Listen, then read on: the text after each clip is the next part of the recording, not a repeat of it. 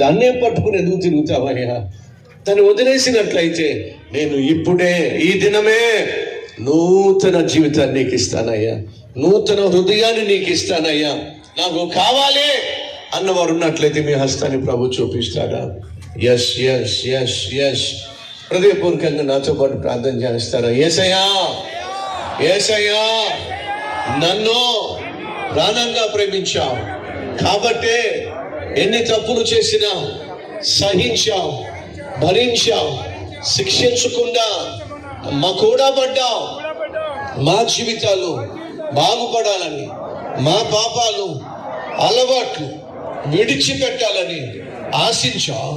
నాయనా క్షమించయ్యా, మన్నించయ్యా, చేసిన ప్రతి తప్పును క్షమించి ఈరోజు నా పాత రోత జీవితాన్ని నాయన వదిలిపెట్టేస్తున్నా అయ్యా.